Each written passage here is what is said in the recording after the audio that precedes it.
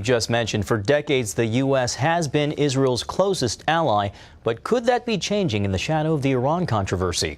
On a recent visit to the Middle East, U.S. congressmen said they're troubled by the direction of the relationship between the U.S. and Israel. Chris Mitchell brings us that story from Jerusalem.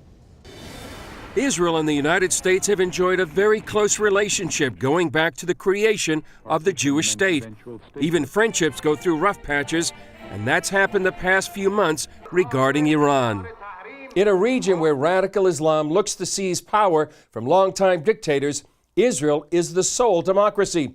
On the front lines of the war against terrorism, it's also a leader in the world of high-tech and medical advances. I'm concerned that we as Americans don't truly appreciate or understand, and therefore don't appreciate, how significant Israel is not only to our survival as a country, but also to the survival of the free world, especially here in the Mideast. During a trip to Israel, U.S. Congressmen Dennis Ross and Robert Pittenger visited Judea and Samaria to learn more about how the country protects its people and way of life. They have been our surrogate fighting the terrorists. We've helped contribute to the Iron Dome, which is a missile defense system that they've developed.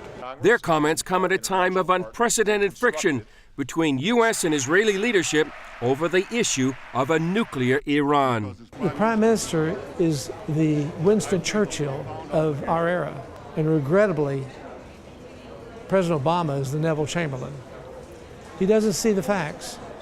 He doesn't see the issues. Pittenger said he was disturbed that Prime Minister Benjamin Netanyahu appeared unsure of U.S. help in their time of trouble.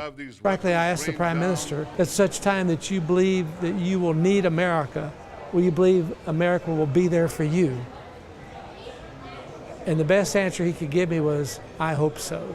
Other longtime U.S. allies like Egypt, Jordan, and the United Arab Emirates are looking to Israel for help in fighting radical Islamic groups.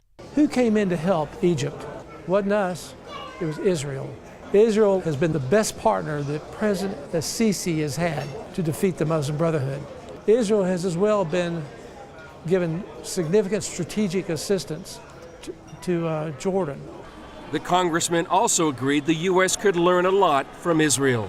We don't understand what a resilient country that this is. Under enormous pressure and challenge from its borders, in the midst of that, they're one of the strongest entrepreneurial economies in the world. We can learn a lot about not only their commitment with the young people going into the IDF and having public service, we can learn a lot from their opportunities for economic development. We can learn a lot from their agricultural skills that they've honed and turned a desert into a very vibrant and successful agricultural arena. Chris Mitchell, CBN News, Jerusalem.